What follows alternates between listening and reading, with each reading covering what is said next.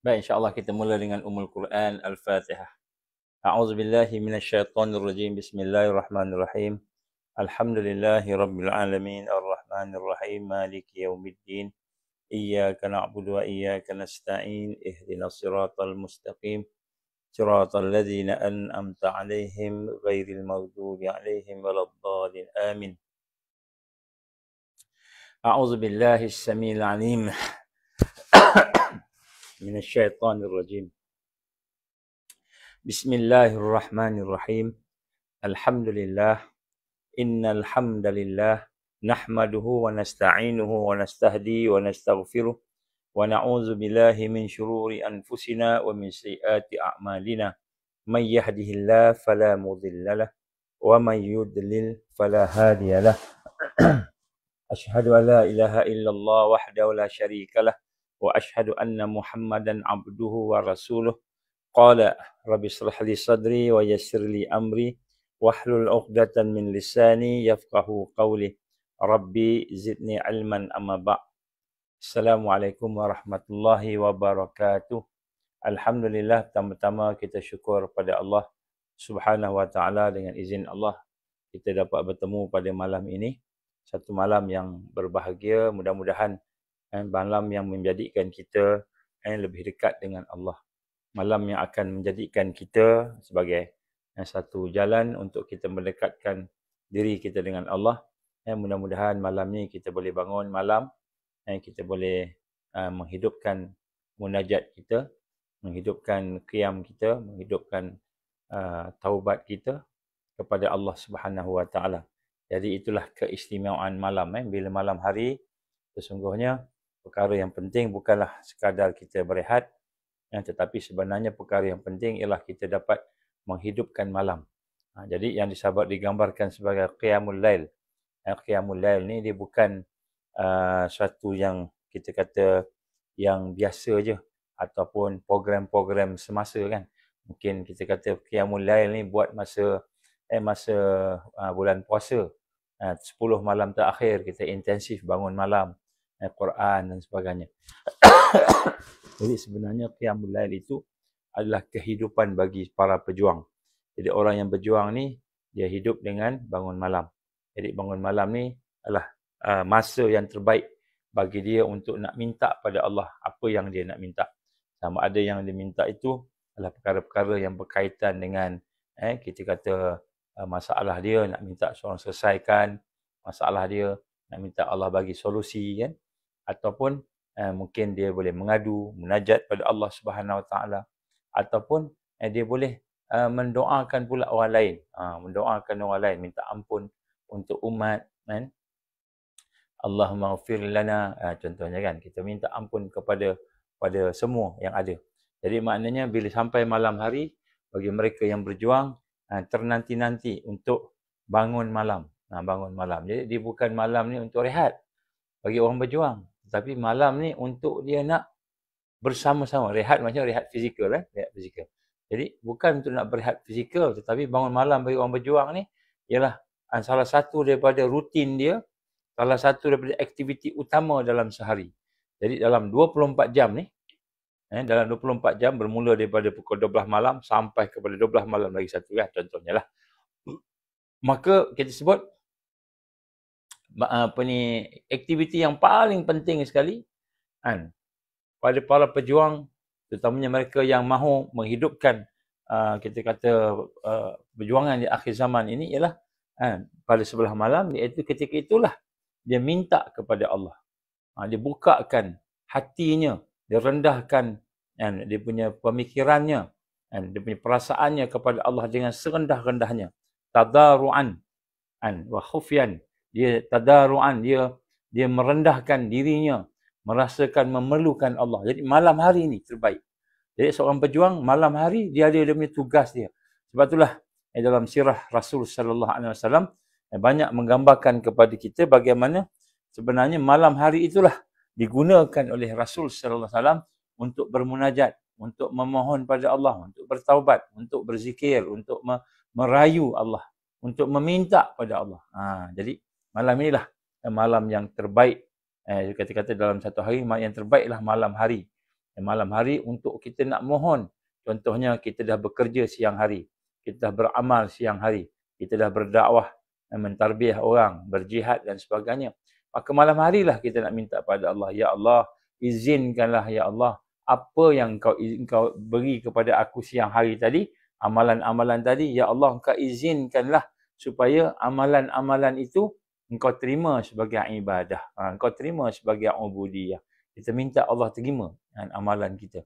Kita pergi kerja, kita pergi belajar, kita bergaul, kita pergi pasar, kita memasak, kita buat apa saja, kan? Semua tu malam harilah kita bangun, kita minta, ya Allah, sekiranya adalah kesalahan, adalah kesilapan dalam kerja-kerja aku ketika siang tadi, maka ya Allah ampunkanlah. Jangan kita ingat semua amalan baik kita dah Allah pasti terima, belum tahu. Belum tahu. Kan? Mungkin dalam amalan kita tu ada ujub, ada riak, ada takbur, sombong. Kan? Jadi menyebabkan amalan kita itu Allah tak terima. Jadi di malam harilah kita nak cover balik. Nak cover balik, kita minta, ya Allah, ampunkanlah dosa aku, ya Allah. Kita istighfar. Kita minta ke Allah malam-malam. Malam-malam kita minta, kita seorang-seorang bangun. Ramai orang tidur, kita bangun kan. Macam itu. Jadi kita bangun malam, kita hidupkan malam. Jadi seorang yang berjuang, terutama seorang yang berada di atas jalan tajdid, maka dia mestilah menghidupkan malam dia. Inilah amalan para Rasul SAW, para anbiya, para orang yang salihin, siddiqin. Jadi malam bukan masa untuk kita kata tidur, tapi malam sebenarnya lah masa untuk kita bermunajat, kita berdoa, bertaubat kepada Allah. Jadi ini perkara yang kita kena rasa. Dan inilah perkara yang dilalui oleh Rasulullah SAW sendiri dan juga oleh para sahabatnya, para ahli keluarganya, mereka yang tabi'in, tabi'in sampailah ke zaman ni. Jadi kalau orang tu orang yang soleh, orang yang berjuang, malam ni masa dia nak mengadu ke Allah. Masa dia nak minta ke Allah. Macam kita, kan? Kita kata kita ada apa-apa anak-anak kita kan. Jadi malam lah. Malam tu lah yang dikata bukan sebagai malam untuk rehat, tapi malam untuk dia bermunajat. Jadi malam ni kerehatan yang paling utama bukanlah kerehatan fizikal, kan? Tetapi kerehatan yang paling utama ialah kerehatan jiwa, hati. Apabila jiwa, hati kita, pemikiran kita, seluruh hidup kita, kita serahkan pada Allah. Terserahkan pada Allah. Jadi malam ni menjadi satu yang bahagia. Jadi sebab tu orang-orang yang siddiqin, para syuhada, mereka yang berjuang, mereka tertunggu-tunggu, ternanti-nanti pukul 3 malam. Atau pukul 2 malam. Ikutlah. Kan? Ada orang pukul 3 dia bangun. Ada orang pukul 2 dah bangun dah. Ada orang pukul 4 dia bangun. Ada orang pukul 5. Ikutlah. Kan? Jadi maknanya bangun sebelum subuh. Untuk ada waktu, ada masa bagi mereka itu bangkit dan bercakap dan merayu dan bertaubat kepada Allah. Minta pada Allah pertolongan. Contohnya siang tadi kita buat kerja kan. Kita buat apa? Apa-apalah tak kira kita buat. Kalau ada dosa kita minta ampun. Astaghfirullahalazim. Astaghfirullahalazim kan. Kalau ada kesalahan kita minta ampun. Terus minta ampun malam tu. Kita bertaubat kepada Allah. Ya Allah, kan aku buat salah contohnya. Kita ingat kita buat salah apa. Kita bertaubat. Kemudian lepas tu kita munajat pula pada Allah. Ya Allah, aku dah beramal dengan izin-Mu. Aku dah beramal dengan izin-Mu. Engkau telah bagi aku kekuatan untuk beramal. Baca Quran ke, zikir ke, solat ke, berdakwah ke dan sebagainya. Ya Allah, Engkau terimalah amalan ni. Sebagai ubudiyah. Sebagai ubudiyah. Sebagai apa? Sebagai ibadah. Jadi kita minta ke Allah. Sebab belum tahu kita beramal Allah terima, belum tahu. Sia-sia kita hidup 40 tahun, 50 tahun, 60 tahun. Tapi tak pernah minta pada Allah supaya Allah terima amalan kita. Seolah-olahnya kita semayang tu, kita dah confirm lah semayang tu dah Allah terima. Confirm lah zikir tu Allah terima. Confirm lah selawat tu Allah terima. Tak semestinya. Jadi banyak kelemahan. Banyak kita kata kesilapan kita dan dosa-dosa kita. Jadi bila sampai waktu malam, pejuang-pejuang ni bangun malam. Dia tidur awal sikit contohnya. Baik, jadi pada malam ni kita berdoalah mudah-mudahan malam ini menjadi salah satu daripada malam yang mana malam ini adalah merupakan malam yang lebih baik daripada malam-malam yang terbaik sebelumnya, iaitu kita menghidupkan malam Dan menghidupkan malam ini, qiyamul lail itu, dia bukanlah satu perkara yang kita kata boleh buat, tak boleh buat. Tapi sebenarnya itulah salah satu daripada persiapan kita yang kita kena buat. Kena buat. Doakanlah, tolonglah doa untuk saya sekali. Ya, doa untuk keluarga kita, untuk semua sekali kan. Doa. Sebut nama. Dan kalau boleh kan, insya-Allah. Baik, jadi pada hari ini kita nak sambung sikit apa yang kita bincang semalam dan kemarin, kan? 2 hari lepas. 3 hari lepas lah. Dan insya-Allah sebelum itu saya ingin masuk sedikit tentang realiti semasa. Realiti semasa iaitu insya-Allah esok 22 hari bulan kan. Esok hari Rabu kan. Esok insya-Allah kita akan ada satu 23 hari bulan 23 hari bulan. InsyaAllah kita akan ada satu sidang media pukul 2 petang besok, di mana wakil-wakil NGO akan datang dan memberikan pandangan dan sebagainya. Tapi topik yang kita nak bincangkan tu ialah berkenaan dengan Task Force Rakyat, iaitu merupakan salah satu daripada yang telah kita setuju, iaitu Forum Rakyat. Itu kita nak membentangkan sedikit sebanyak tentang resolusi Task Force Rakyat, insya-Allah, daripada hasil persidangan meja bulat NGO dan rakyat yang telah kita buat pada 7 hari bulan, kalau tak silap saya 7 hari bulan yang lepas, iaitu di mana pada masa itu 7 hari bulan September yang mana kita telah mengumpulkan kurang lebih 300 NGO daripada seluruh Malaysia. Besok 23 hari bulan, betul kan? Besok bukan 22. Jadi insya-Allah dalam sidang media itu kita akan menyampaikan keprihatinan kita lah tentang apa-apa yang berlaku, termasuklah berkenaan dengan masalah-masalah rakyat 342 ni semua sekali lah. Ada orang tanya tentang SSPA, besok akan ada soalan lah. Tentang SSPA ni macam mana ni, nak sign ke tak nak sign ke. InsyaAllah akan ada live, kita akan cuba buat live lah insyaAllah. Saya akan cuba buat live insyaAllah. Saya nak kena charge bateri semua sekali. Baik, jadi sebut kat sini bagaimana keadaan yang ada pada hari ini. Kita berada dalam keadaan yang berbagai-bagai, dan sebagaimana yang kita ketahui bahawa kita sedang berada di dalam satu suasana yang semakin hari semakin mencengkam, sebenarnya mencengkam.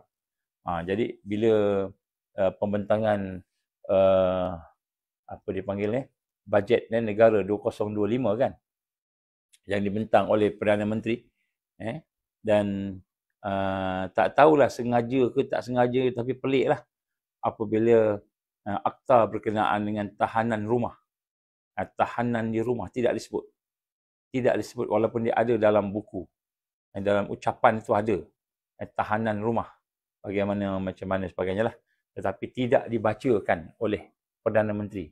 Sama ada dia terlupa, terlepas, ataupun apa-apa kita tak tahulah. Jadi kita sangka baik dululah kan. Baik. Jadi dan tahanan itu, akta tahanan rumah ini sebenarnya dia berkaitan juga dengan undang-undang yang dia nak diluluskan, iaitu Akta 342. Yang mana di dalam Akta 342 itu ada klausa yang menunjukkan tentang pengasingan dan tahanan rumah. Jadi ini semua ada kaitan dia. Dan sebagaimana yang kita telah bincangkan semalam, kalau tak silap saya semalam saya sebut, iaitu berkenaan dengan bagaimana keadaan akta tahanan rumah ni ataupun tahanan di rumah ini adalah merupakan salah satu perkara yang boleh dibuat. InsyaAllah besok pukul 2 petang. InsyaAllah pukul 2 petang. Tapi kami kena prepare awal lah. Kami akan pergi awal lah di kawasan di PPIM lah di sana. Jadi kita prepare awal pagi tu dah datang, dah buat persiapan, bincang, finalizekan berapa banyak. Ada benda nak kena finalize lagi. Jadi insyaAllah, tapi live dalam pukul 2 petang insyaAllah. Jadi saya cuma nak mulakan dengan kita sekali lagi saya nak menceritakan kepada tuan-tuan, puan-puan sama-sama kita lah. Ini kita sebelum kita pergi kepada tajuk lah iaitu berkenaan dengan pernyataan masalah. Pernyataan masalah iaitu loss of trust. Jadi pernyataan masalah ni sebenarnya loss of trust. Maknanya rakyat dah hilang kepercayaan. Ini masalah ni. Hilang kepercayaan kepada kepimpinan. Dan rakyat jelata kini hakikat di atas on the ground menghadapi krisis kepercayaan terhadap ketelusan dan kewibawaan kerajaan. Jadi rakyat dah hilang kepercayaan.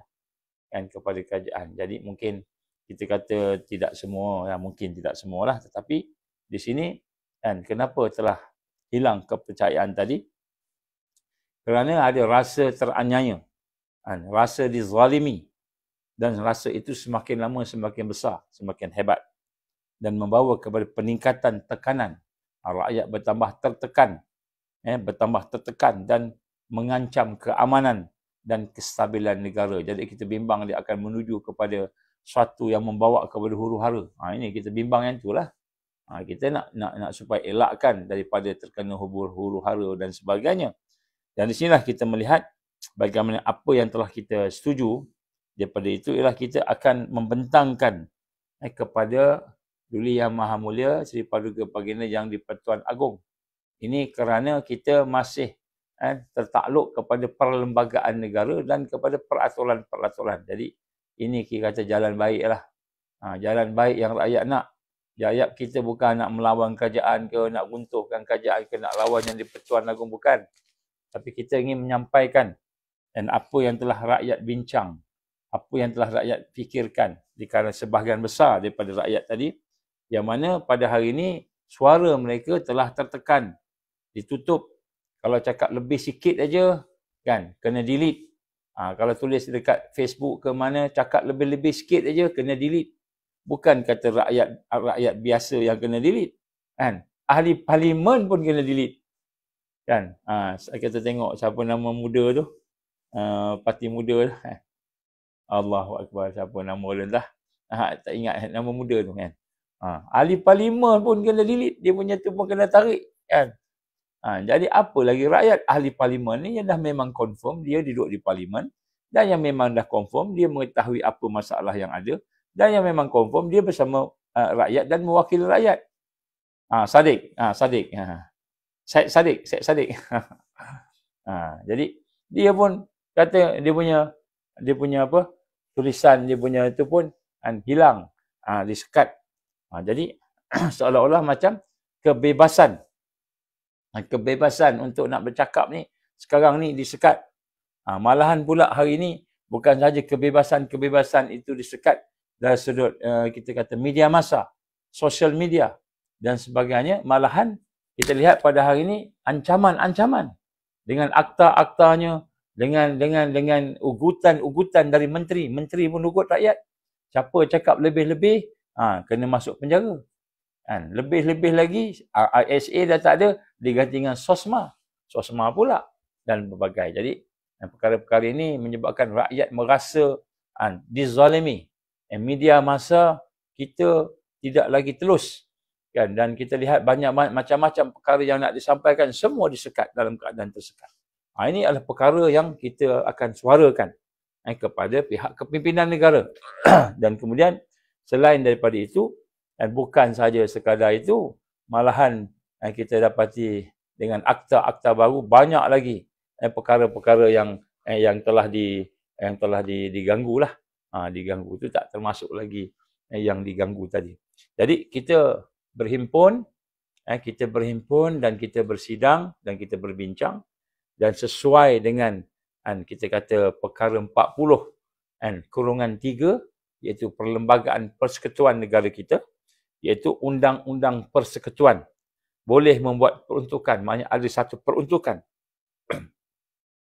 bagi menghendaki yang di-Pertuan Agong, maknanya Sultan Ibrahim Ibnu Almarhum Sultan Iskandar bertindak selepas berunding dengan atau atas cadangan, atas syur mana-mana orang atau kumpulan selain daripada jamaah menteri.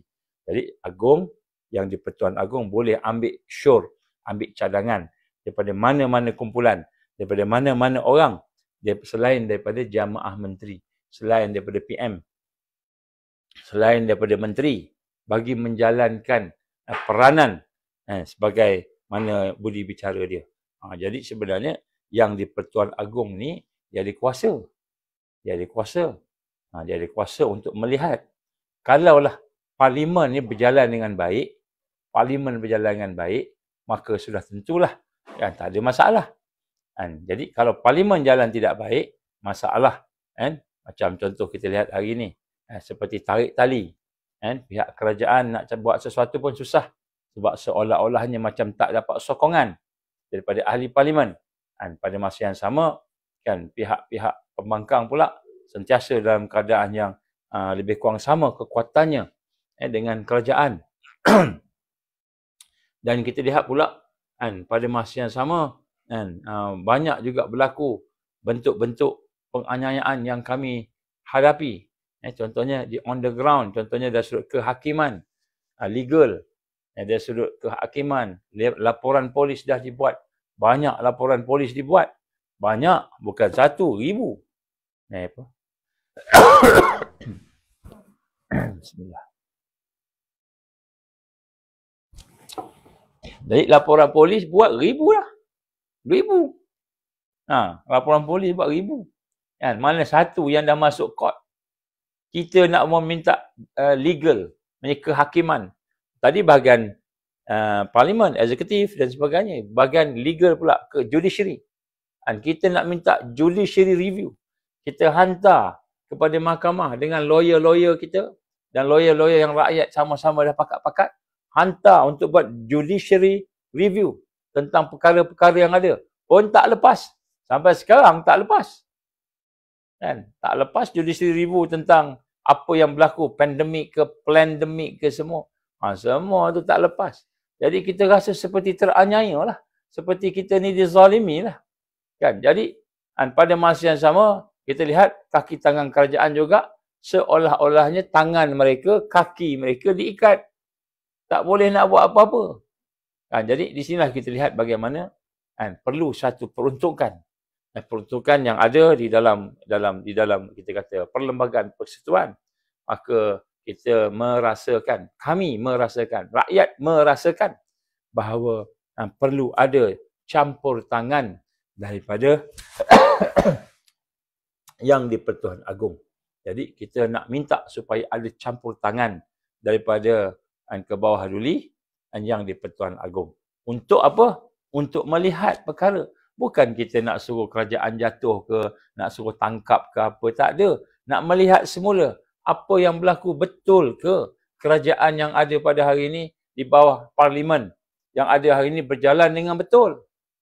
Berjalan mengikut kepentingan negara.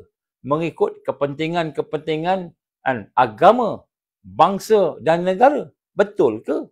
Ataupun sekarang ini kita berada di dalam satu perancangan yang ada kerajaan dalam kerajaan. Sekarang ni ada deep state. Jadi kita mendapati ada 3 puak yang besar. Ini mungkin kalau kita sentuh besok lah.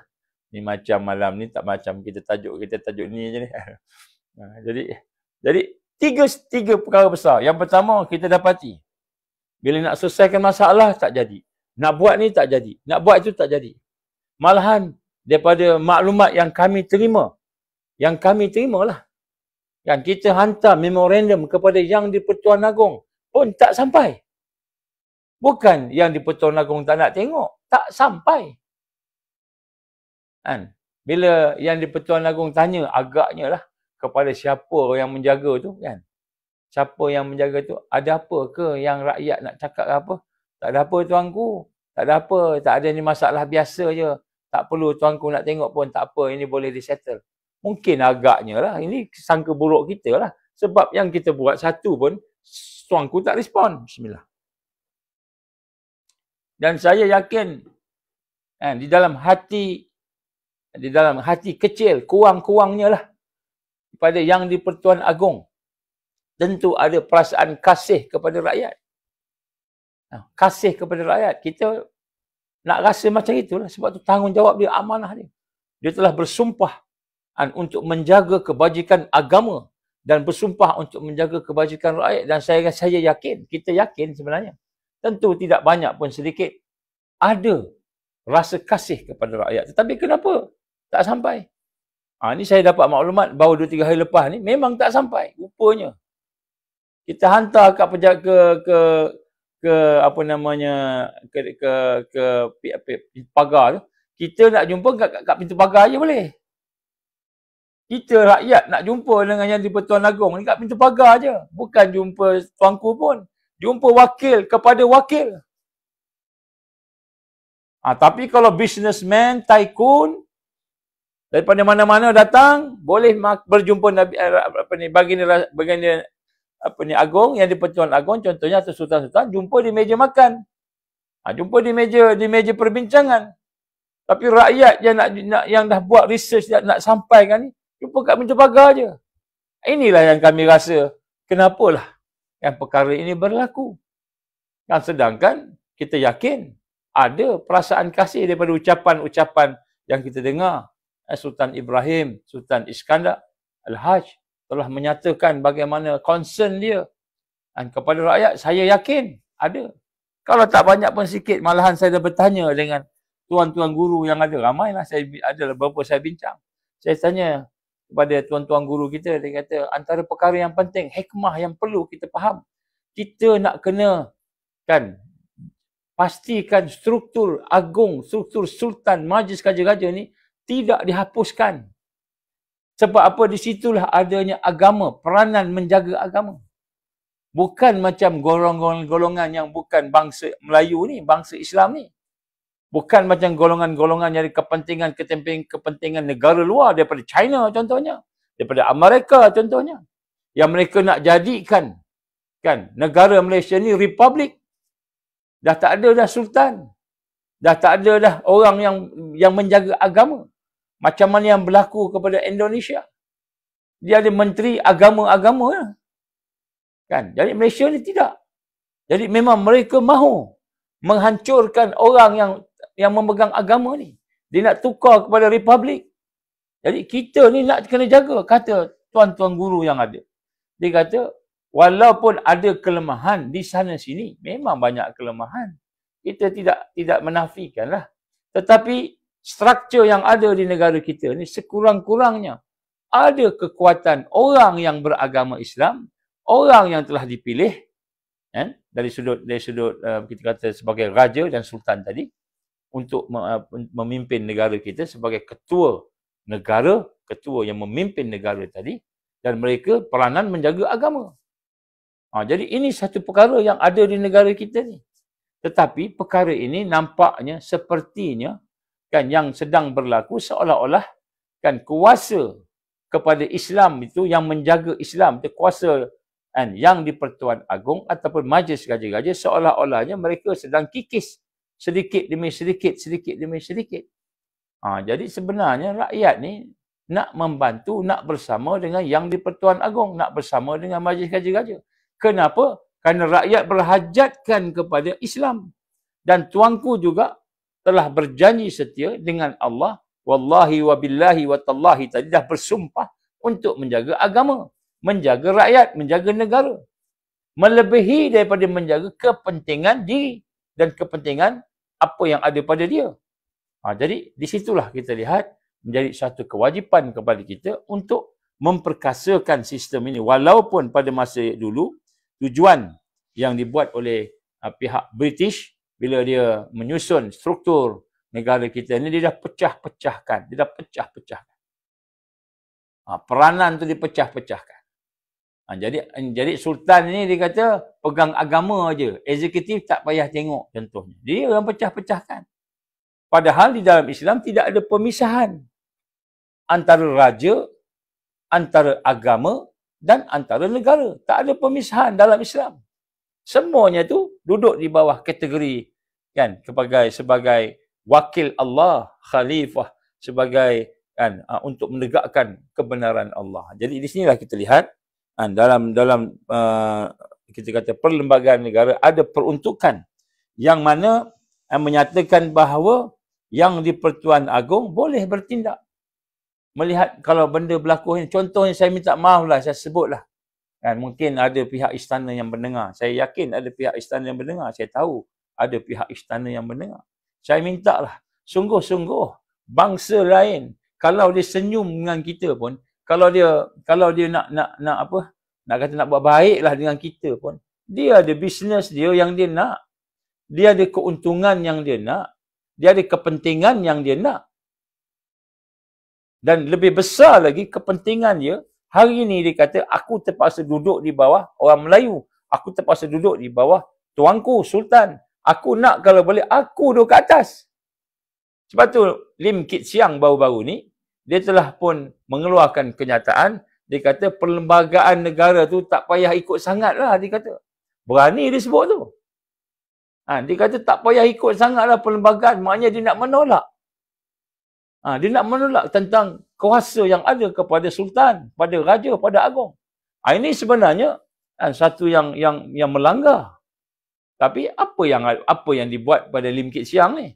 Saya bukannya nak sebut pasal politik ke tak politik, tapi nak sebut sini, bagaimana struktur negara ini, sekiranya kita tidak betul-betul teguhkan dari sudut apa yang ada hari ini, iaitu Islam dijaga oleh Yang di-Pertuan Agong, dijaga oleh Majlis Raja-Raja, dan kita patut memastikan kuasa itu masih lagi relevan, berbanding dengan tipu helah, silap mata yang sedang dibuat di Parlimen. Silap mata Parlimen ni. Silap mata. Dia meluluskan akta-akta yang penting dalam keadaan yang luar biasa. Seolah-olahnya macam orang tak tahu. Tanya dengan ahli Parlimen pun tak faham. Tak tahu. Dia tahu apa yang dia tahu sikit-sikit itu je. Baik. Ya, sebab itulah kita nak mendedahkan dan kita nak melaksanakan salah satu daripada perkara 40/3 dalam Perlembagaan Persekutuan, iaitu kita ingin menyampaikan cadangan kita, proposal kita, ataupun kita nak sampaikanlah hasrat rakyat, supaya apa yang telah disampaikan tadi itu dapat budi bicara daripada Yang di-Pertuan Agong ataupun Majlis Raja-Raja, supaya kita menjaga semula negara kita ni, tanah ni. Tak ada tempat lain yang macam kita ni. Kalau kita sebut di Saudi ataupun di negara-negara Asia Barat ataupun di Timur Tengah itu, kita dapati ada raja, ada sultan, ada amir. Tetapi semuanya diktator. Diktator semua. Sebutlah UAE ke, Qatar ke, Saudi ke, semua pakat diktator belaka. Kenapa diktator? Kerana mereka tahu, mereka mahu menyekat penyatuan orang-orang Arab, orang Islam. Kerana kalau orang Arab dan orang Islam bersatu, maka Israel habis. Zionis habis. Mereka tahu dan mereka takut. Sebab tu dipastikan, untuk memastikan, dia kena bagi kepimpinan negara-negara itu kepada keluarga-keluarga yang tertentu, keluarga yang dia pilih. Dan keluarga yang dipilih itu pula dikontrol dan dikuasai oleh CIA, Mossad dan sebagainya. Dikuasai. Ingat, senang ke nak jumpa Muhammad bin Salman? Nak senang ke nak jumpa King Salman? Senang ke? Padahal dialah yang menjaga Al-Haramain, dua tanah Arab tu, dua tanah haram tu. Masjidil Haram dia jaga di Mekah dan juga Madinah. Sepatutnya mudahlah dia nak bertemu dengan kita yang memerlukan bantuan-bantuan dari sudut pelbagai perkara. Tapi susah. Bismillah. Dan bagaimana kita melihat struktur kepimpinan-kepimpinan yang ada tu. Struktur wakaf. Wakaf fund yang banyak yang ada di negara Arab tu. Contohnya, dipegang oleh kelompok-kelompok Yahudi. Macam mana Yahudi pegang kita punya wakaf fund? Itu semua disusun oleh penjajah-penjajah. Disusun. Jadi maknanya, kalau ada raja pun, raja yang bukan bersifat bagaimana kita kata yang ada tanggungjawab dia. Ada timbal balik dia. Negara kita ni ada lagi. Tapi negara kita ni pula, raja dia tak boleh kontrol, raja dia tak ada kuasa, tak boleh masuk. Dia nak jadi, Lim Kit Siang nak jadi sultan, tak boleh. Tak boleh, Lim Kit Siang nak jadi sultan, tak boleh. Sebab tu dia kata tak payahlah ikut perlembagaan sangat. Kalau dia nak jadi sultan pun tak boleh. Nak menteri kanan macam mana di Singapura, tak boleh. Kan dah tak ada dah, habis dah sultan kat Singapura, habis dah sultan kat Indonesia, habis. Saya juga ada keluarga-keluarga yang keraton-keraton ni. Sekarang ni keraton ni tinggal nama je. Keraton ni apa? Kerabat lah, kerabat raja. Ada juga. Dapat duit lah tahun-tahun, allowance lah berapa ringgit dapat untuk orang yang dikatakan sebagai kerabat raja. Raja Mataram, Raja Majapahit lah, Raja Pasai lah, macam-macam. Ada dia punya dipanggil apa? Imbuhan. allowance dia. Tapi bagi pada keluarga, pecah dapat berapa sen seorang. Kami yang kat Malaysia ni tak dapat lah. Nak sebut kat sini, kan, keluarga-keluarga kita dulu mungkin ada kan. Tapi nak sebut bagaimana mereka sedang berusaha untuk merosakkan sistem negara kita ni. Dengan menjadikan negara Malaysia ni seperti republik. Dan kami tahu, tuanku tahu. Kami tahu, kami yakin. Kan? Yang di-Pertuan Agong, Sultan Ibrahim, Sultan Iskandar. Kan? Dan juga raja-raja lain tahu tentang apa yang berlaku ni. Dan mereka melihat, dan mereka memantau, dan mereka juga memahami. Cuma wallahu alam, mungkin pada kali ini rakyat mahu menyatakan bahawa kami akan bersama dengan tuanku, bersama dengan Duli Yang Maha Mulia Seri Paduka Baginda Yang di-Pertuan Agong. Kami bersama dengan majlis raja-raja, tetapi bukan sebagai sekadar sama, tetapi kita sama-sama berperanan. Tuanku, jaga agama, jaga bangsa, jaga negara. Kami pertahankan sistem yang boleh menjaga agama. Kita pertahankan. Dan kalau siapa yang mempertahankan sistem yang boleh menjaga agama ini, tiba-tiba dibunuh, mati, syahid dia fi sabilillah. Jangan tengok Malaysia sebagai satu demokrasi berperlembagaan macam itu saja. Tak, kita kena tengok cara menyeluruh. Kerana menyeluruh. Jadi di sinilah kita lihat bagaimana sebenarnya negara kita sedang diancam. Jadi red alert dan amaran merah yang sedang berlaku yang telah kami kaji bukan hanya sekadar vaksin, bukan hanya sekadar ada bioweapon, bukan hanya sekadar ada chemical weapon, tetapi wujudnya kerajaan dalam kerajaan, wujudnya kartel-kartel yang menguasai kerajaan, dan wujudnya pimpinan-pimpinan yang mengkhianat. Ini tiga. Tiga masalah besar ni yang kita kena sama-sama faham. Dia bukan sekadar masalah KKM, menteri siapa. Tukar menteri lain pun sama je. Berapa kali tukar menteri kesihatan? Bermula dengan KJ yang dah jadi DJ. Kan? Bermula dengan KJ yang dah jadi DJ. Dan kemudian lepas tu tukar kepada siapa lagi? Dr. Zul sebelum ni. Tukar kepada Dr. Zaleha. Tukar kepada Dr. Zul semula. Dan sebelum tu ada banyak-banyak lagi. Malahan menteri kesihatan sebelum ni China. Kan? Jadi bila kena pada orang Melayu pula dia melaksanakan banyak benda-benda yang bioweapon, biochemical weapon yang dipergi kepada kita. Jadi nak sebut kat sini kan bagaimana sebenarnya red alert kepada negara kita ni, masalah yang dihadapi dengan masalah yang ada di parlimen, dengan masalah persempadanan semula yang mereka sedang buat sekarang. Kita tak tahu mereka sedang buat persempadanan semula. Dan telah pun disetujui oleh Perdana Menteri. Cuma tak bincang agaknya di parlimen lagi. Akta-akta yang baru, akta-akta tahanan di rumah. Dan akta-akta seperti 342 yang kejam, draconian law yang ada pada hari ini. Jadi semua perkara ini sedang menuju kepada apa yang kita gambarkan sebagai Malaysia sebagai sebuah negara republik. Malaysia sebagai sebuah negara republik. Tolong doa tuan-tuan, perempuan hamba Allah. Ramai yang nak ganggu ni. Ada ramai yang nak ada gangguan sikit. Tolong doa, bismillah. Bacakan Fatihah, hadiahkan kepada kita semua lah. Mudah-mudahan Allah pelihara. Ni ada gangguan banyak ni. Tempat saya ni banyak ganggu ni. Jadi nak sebut kat sini, sebenarnya Malaysia sedang red alert, dan red alert ini bukan sekadar masalah SSPA, masalah SSM, masalah aku janji yang baru, masalah pemimpin-pemimpin yang menyokong mungkin perkara-perkara yang berkaitan dengan bioweapon, chemical weapon, berkaitan dengan AI yang menuju kepada transhuman, yang menuju kepada posthuman plus, yang menuju kepada bio, kita kata cyborg. Tolong doa noh. InsyaAllah dah 2 kali dia detect. Kat sini nampak, kat sana tak nampak agaknya. Kat sana mungkin ada gangguan-gangguan. Ajak doa semua. Jadi nak sebut sini bukan sekadar itu sahaja. Jadi sebenarnya bukan masalah rakyat sebenarnya semata-mata yang kita nak bawa ni. Tetapi masalah negara yang bersangkutan dengan kedaulatan negara. Sebab itu tuan-tuan memperhormati Allah. Kalau saya nak gambarkan kepada tuan-tuan sekalian, yang digambarkan oleh Rasul SAW kebangkitan ni, kebangkitan sebelah timur,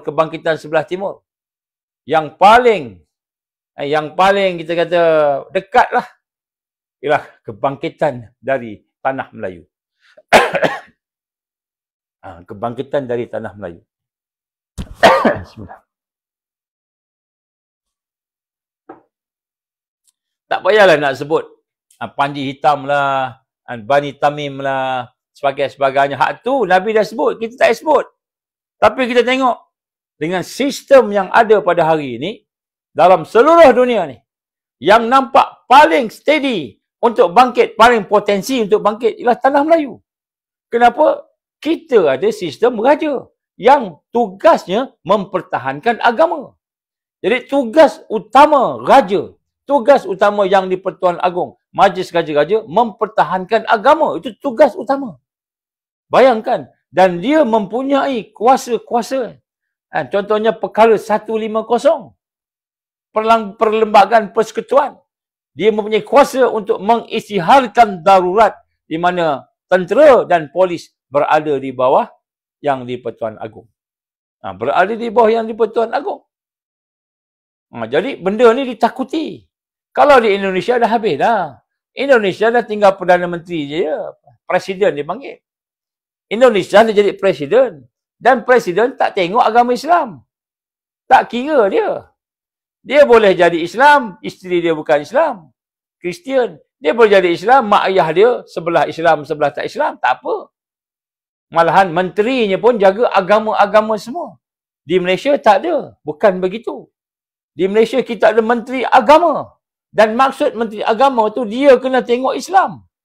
Kena pastikan dakwah berjalan. Supaya Islam tersebar. Kena pastikan tarbiyah berjalan. Supaya Islam meningkat. Kena pastikan jihad berkembang. Supaya memberi kekuatan umat. Itu tugas menteri agama. Bukan tugas menteri agama fikir macam mana supaya sekadar kita nak buat sesuatu yang melepaskan batuk di tangga. Menteri agama tugasnya nak pastikan Islam tersebar. Dakwah tersebar. Itu tugas menteri agama. Untuk memastikan tarbiyah menyeluruh. Sehingga umat hari ini faham Islam. Tak bergaduh. Macam hari ini isu kunut pun dah bergaduh. Nak baca ke tak nak baca kunut? Nak semayang 20 rakaat ke? Semayang 8 rakaat ke? Kan? Pakat bergaduh. Sampai menteri agama pun terpalit dengan khilafiyah.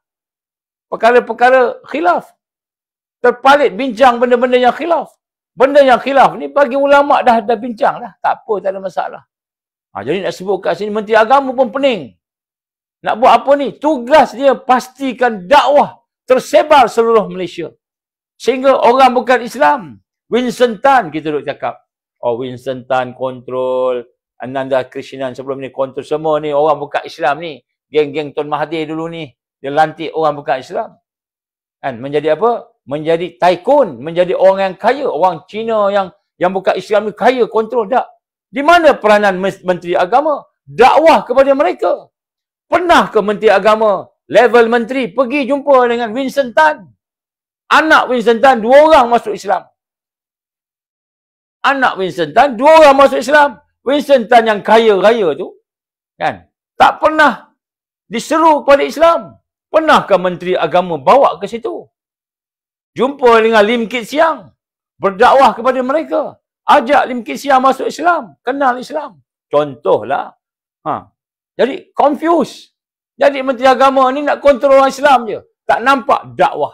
Tak nampak tarbiyah. Tak nampak perjuangan jihad. Nak membina kekuatan ummah. Menyatukan orang silat dengan silat ni. Pasukan silat. Berapa banyak persatuan silat ni.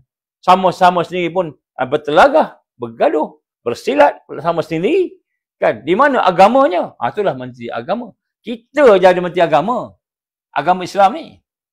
Kan? Indonesia, menteri agama-agama. Lain. Tak sama. Walaupun umat Islam paling ramai di Indonesia. Tetapi, menteri agama-agama. Dia tak jaga Islam. Dia jaga Pancasila. Nak sebut sini. Jadi, ini yang mereka tak nak. Tambahan pula, kita ada Duli Yang Maha Mulia. Yang di Pertuan Agong. Kita ada Sultan-Sultan, Tuanku Sultan, majlis raja-raja yang tugasnya melihat agama. Tapi pada hari ini, perkara ini oleh kerana kita tidak faham, tidak nampak tentang masalah yang sebenar, on the ground, sehingga hari ini sebenarnya tuanku juga dicabar. Lim Kit Siang, bila dia kata, tak payahlah nak ikut sangat perlembagaan, bermakna dia mencabar tuanku. Dia mencabar tuanku. Perlembagaan meletakkan tuanku sebagai yang paling tinggi sekali. Tuanku yang melantik hakim, tuanku yang melantik menteri, tuanku yang melantik Perdana Menteri, tuanku yang melantik semua-semua ni. Jadi sudah tentulah tuanku mempunyai kuasa untuk mencabut semula. Malahan perkara 150 khas untuk yang di-Pertuan Agong ataupun kita kata kekuatan Majlis Raja-Raja, iaitu mengisyharkan darurat. Kalau parlimen dah tak boleh berfungsi, duk bergaduh je sama sendiri, nampak macam baik, hebat, kan?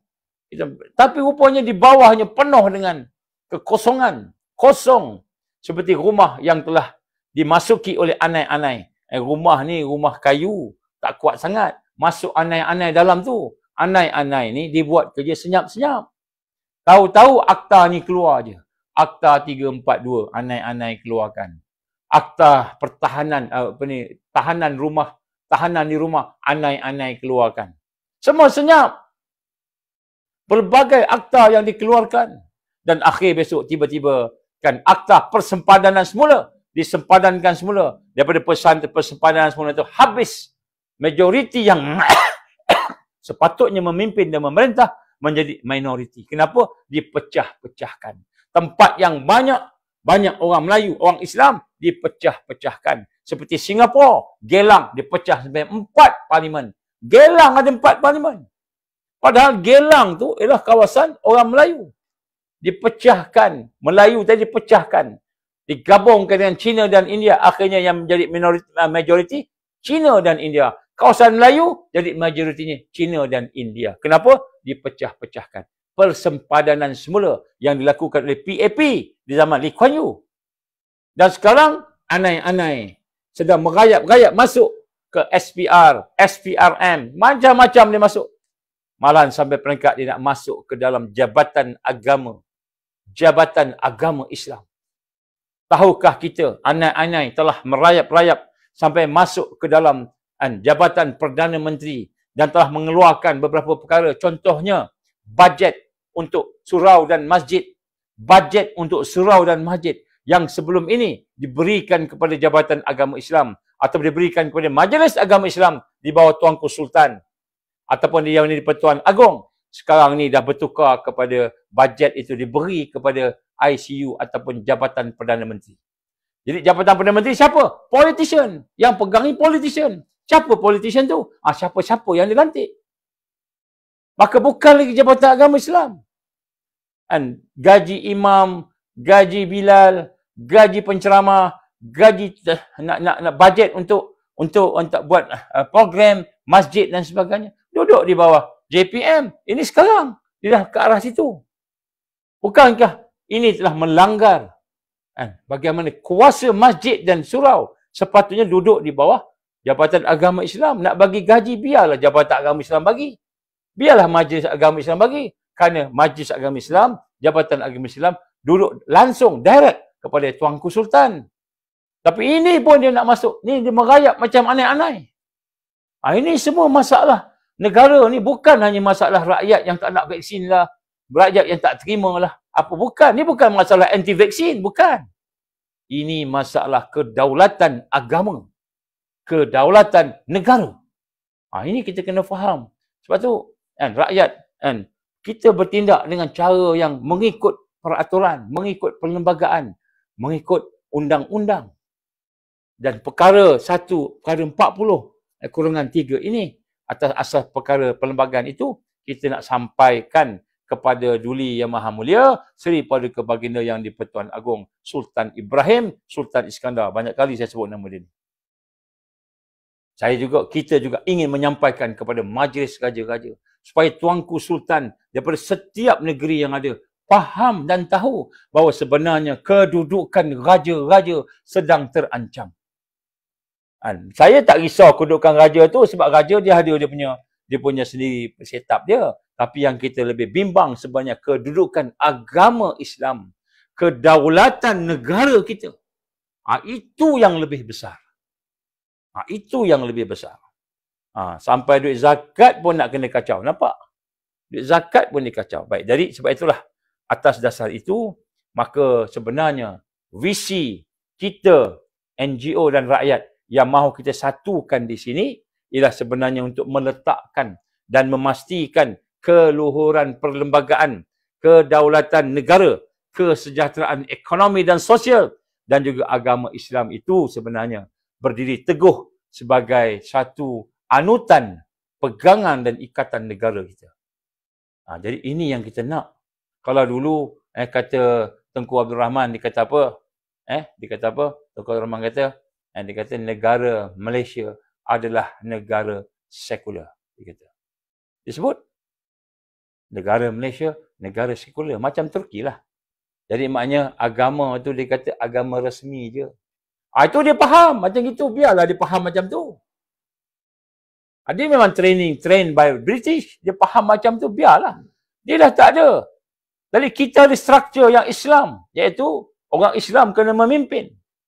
Dan Alhamdulillah setakat ni negara kita ni ada struktur itu. Cumanya kita nak kena faham akan masalah-masalah yang ada. Jadi sebab itulah kita nak sebut kat sini. Bagaimana sebenarnya yang mengancam negara kita ini bukan sekadar dia nak ambil duit, nak kontrol ekonomi, nak berkuasa jadi ahli parlimen, PBT, dia nak buat jadikan PBT ataupun pihak berkuasa tempatan tadi sebagai dia punya kita kata platform dia, nak bagi tanah pada orang negara Cina lah apa semua. Bila PBT dikontrol, maknanya dia kontrol cukai, dia kontrol tanah, dia kontrol semua urusan-urusan tempatan, kerajaan tempatan. Dia nak buat pilihan raya lah supaya dia boleh kontrol. Macam-macam dia buat ni. Saya ingat pihak orang politik pun dah cerita panjang lah. Kita tak nak cerita yang panjang-panjang tu. Tapi nak sebut sini sebenarnya masalah utama ialah masalah kedaulatan negara ataupun kedaulatan agama sebenarnya sedang diancam. Sini hari ini berdebat kan. Orang alim-alim kita ni, mufti-mufti kita, duk sibuk berdebat tentang nak pakai Asy'ariyah ke, Maturidiyah ke, nak pakai Wahabiyah ke. Duk debat. Bukanlah kita kata mereka berdebat. Tak. Mereka bincang tentang benda yang ulama' dah bincang dulu. Dah bincang dah. Dah bincang dah dulu. Kita dah bincang balik pasal apa? Kita akur je lah dengan apa yang terbaik. Iaitu bergabung dan bersatu. Yang penting kedaulatan negara ni, kedaulatan agama ni sedang diserang. Agama kita sedang diserang. Itu yang lebih penting. Kita sedang dipecah-pecahkan. Sedangkan di sinilah tempat yang dijangka akan ada kebangkitan. Kebangkitan umat. Dunia akan bermula daripada kawasan kita. Dan ini sekarang, sebab tu dia kacau. Semua dia kacau. Dan kita tak tahu gerakan Islam. Saya minta maaf. Gerakan-gerakan Islam hari ini. Masih lagi berfikir macam kita 100 tahun yang dulu. Gerakan-gerakan Islam. Bila fikir dakwah, fikir tentang iman, amal. Fikir tentang akhlak. Baguslah tu. Itu semua asas memang kena ada. Tapi tidak melihat tentang bahawa kita sedang diserang. Kita sedang diserang. Ketika Rasul sallallahu alaihi wasallam dan sahabat-sahabat baginda, ketika mereka berada di Madinah, setelah ada satu bentuk kekuasaan. Bismillah. Ada satu bentuk kekuasaan. Ada satu bentuk kekuatan. Maka Nabi sallallahu alaihi wasallam bukan hanya ajak sahabat-sahabat dia pergi semayang aja. Ajak sahabat-sahabat pergi beramal aja. Iktikaf kat masjid dia dapat 1000 darjat, 1000 pahala. Kan? Tapi Nabi mengajak sahabat-sahabat keluar. Sampai sehingga berlakunya peperangan Badar. Sehingga berlakunya peperangan Uhud. Sehingga berlakunya peperangan-peperangan yang lain. Bukan kita nak kata sembahyang tak penting. Bukan. Sembahyang penting. Antara benda yang kita kena jaga dan pelihara. Quran penting. Tetapi apabila diserang, sebab sekarang ni musuh dah tak melihat kita sebagai individu dah. Musuh tak melihat kita sebagai kelompok. Musuh tak melihat kita sebagai satu pergerakan. Musuh melihat kita sebagai sistem. Satu sistem yang akan tertegak, sistem Islam. Musuh melihat kita sebagai sebuah negara yang berjalan. Cumanya yang memimpin itu mungkin orang-orang biasa-biasa nampak begitu. Tapi mereka melihat sebagai satu sistem. Sebab tu dia nak kontrol negara kita ni. Dia nak kontrol negara kita. Dan dikontrol daripada atas sampai ke bawah. Minta maaf no. Minta maaf nak sebut kat sini. Kita tak perasan, kita dah makan budi. Musuh. Ni kepada pemimpin. Pemimpin Islam. Bismillah. Saya kena minum air panas sikit. Dia punya tekakkan. Bismillah.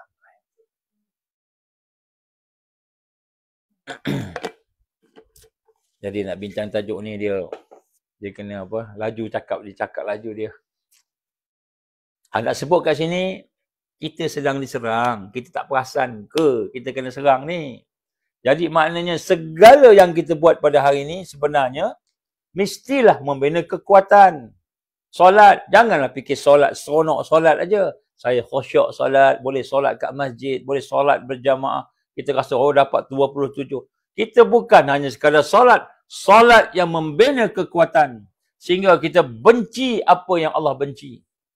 Sehingga kita buat nampak baik apa yang Allah redha. Al-Hasan, ma hasanu syara'. Al-Kabih, makabbahu syara'. Apa yang syarak kata baik, baik pada kita. Apa yang syarak kata buruk, buruk pada kita. Jadi solat boleh mencegah mungkar. Inna salata tanha 'anil fahsya wal munkar. Tapi hari ini kita pergi masjid je. Pergi semayang aja, belakang imam jadi imam. Kita bertasbih, bertahmid, bertahlil, baca Yasin, baca Quran, buat semua. Tapi setakat masjid je.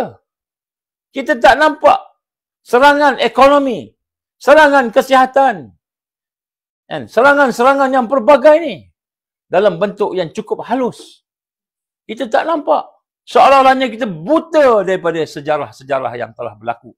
Kita buta bagaimana Nabi SAW bila dah terbinanya masjid, terbinanya, kita kata kanun, kita kata negara Islam tadi. Nabi melihat bagaimana bila terbina sebuah negara tadi, maka serangan bukan lagi sekadar semayang tak semayang. Serangan bukan lagi sekadar ada berakidah tak berakidah. Serangan telah sampai kepada peringkat sistem negara. Sebab tu sampai peringkat perang. Dan kita sekarang ni dah ada negara. Walaupun bukan negara Islam macam mana yang dulu pada zaman Nabi sallallahu alaihi wasallam, tapi dah ada sistem. Dan sistem kita paling atas kali ni orang Islam yang memimpin, memerintah. Yang namanya, yang di Pertuan Agong, yang namanya Majlis Raja Melayu. Walaupun ada kelemahan di sana sini, itu biasalah. Mana ada orang yang tak ada dosa? Mana orang tak ada kelemahan? Hanya Nabi saja yang maksum. Tetapi sistemnya masih lagi ada menjaga agama. Dan ini yang sedang mereka nak rungkai. Mereka nak habiskan dengan menggunakan anai-anai yang merayap masuk. Sekarang ini dah masuk dalam parlimen. Sekarang dah masuk dalam kerajaan. Bukan saja mereka dah masuk dalam kerajaan, mereka yang sebutkan kerajaan perpaduan, tetapi mereka juga merayap dalam kita kata kaki tangan kerajaan. Policy maker. Sehingga mereka boleh menyusun macam-macam yang strategik.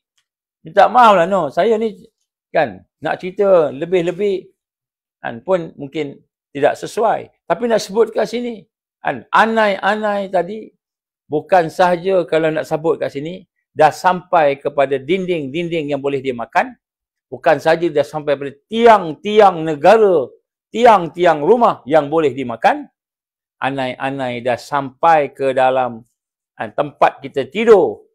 Kita punya tilam tu pun dia dah makan. Bantal kita tu pun dia dah makan. Tunggu nak masuk dalam telinga, dalam hidung. Tunggu dia nak mengomun kita je. Bukan saja kita kata rumah yang akan dijatuhkan, diruntuhkan negara. Tapi dia nak habiskan orang yang ada dalam negara. Semua dia nak kontrol. Semua dia nak kontrol. Sebab itulah kita hari ni heran. Kenapa ada banyak benda-benda yang berlaku pada hari ni? Tak selesai-selesai masalah dia. Sebutlah rasuah, nak lawan rasuah, nak cegah rasuah. Tapi yang dia ambil itu orang rasuah juga. Dia pun buat rasuah juga. Orang yang cakap nak cegah rasuah, dia pun ada rasuah juga. Cubalah siasat. Tengok balik. Jadi sebab itu nak sebut kat sini.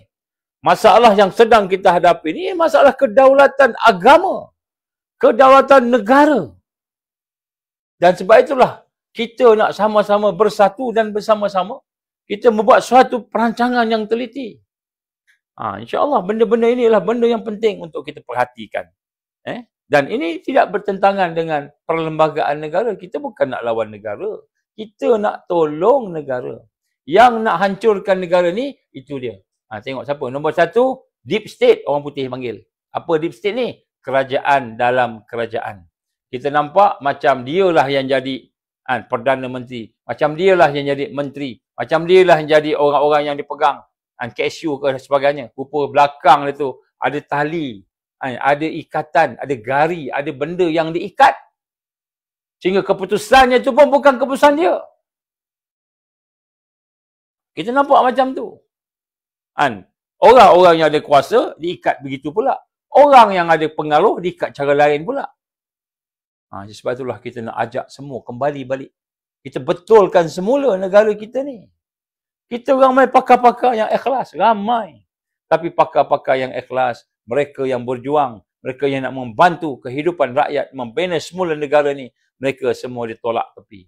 Yang ke depan, ni orang-orang yang mencari duit, yang mencari makan-makan untuk perut dia, untuk kroni dia. Untuk kroni dia.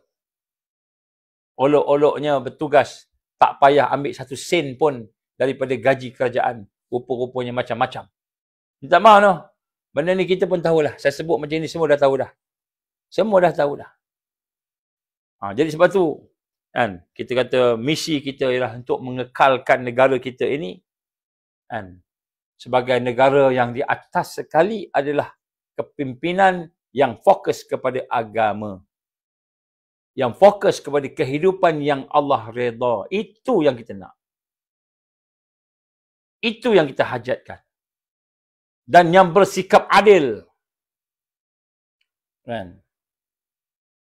Ada orang cakap, saya nampak ada mesej-mesej. Alah, sultan-sultan pun bukan ada apa pun. Tak kira lah. Apa kelemahan dia, apa kesilapan dia, apa kesalahan dia. Kalau dia ada dosa, itu dosa dia dengan Allah. Allah akan hukum dia. Dosa pribadi, 1 peringkat. Dosa dengan negara, 1 peringkat. Dosa pribadi, dia dengan Allah. Kita tak payah risau. Itu memang Allah dah tahu dah. Dia nak minum arak ke, dia nak main perempuan ke, dia buat apa. Tak kira siapalah. Kepimpinan negara kita tak kira siapa. Dia nak buat perkara-perkara yang rosak tadi. Itu dia dengan Allah. Tapi bila Allah dah letak dia di situ, maka dia ada tanggungjawab ke atas umat. Dia ada tanggungjawab ke atas negara. Dia ada tanggungjawab ke atas agama. Hak tu kita kena sebut. Kita menyokong, kita bersama. Peribadi kita pun banyak masalah. Kita pun banyak dosa. Kita ni pun banyak lemah. Tak payah sebut kelemahan orang. Biarkan tu kelemahan dia dengan Allah.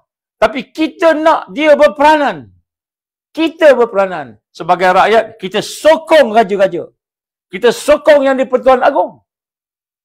Kenapa? Kerana yang di-Pertuan Agong peranannya mempertahankan negara, kedaulatan negara, mempertahankan kedaulatan agama. Itu tugas yang di-Pertuan Agong. Dan kita sebagai rakyat menyokong. Sebab tu ada pepatah dalam bahasa Melayu kita kata apa? Pepatah orang tua-tua kan. Raja adil kan, raja disembah. Kan? Raja zalim, raja disanggah.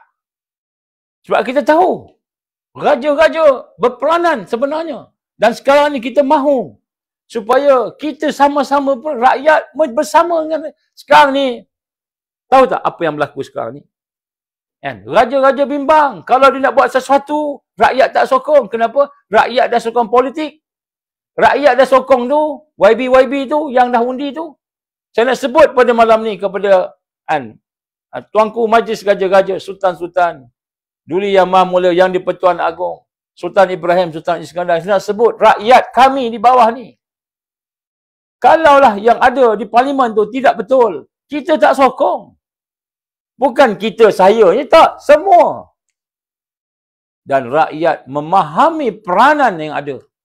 Kita akan menyokong Yang di-Pertuan Agong. Kita akan menyokong Majlis Raja-Raja. Kenapa? Kerana itulah nyawa pemimpin untuk mempertahankan agama negara ni. Mempertahankan kedaulatan agama. Mempertahankan kedaulatan negara. Ramai orang buruk-burukkan tuanku Sultan. Daripada kalangan orang-orang yang bukan Melayu, bukan Islam. Mereka mengatakan makan gaji buta lah. Mereka kata macam-macam. Mereka menghina raja-raja kita. Tak ingat ke kita? Keluar dekat internet, sosial media. Mereka mencaci raja, mencaci tuanku Sultan dan sebagainya. Itu semua bukan bangsa Melayu kita. Bukan bangsa Islam. Itu semua orang luar. Itu semua orang luar. Kita ni sebenarnya bersama. Kita nak berperanan. Peranan apa? Rakyat bersama raja. Kerana apa? Kerana raja mempertahankan kedaulatan agama. Raja mempertahankan kedaulatan negara.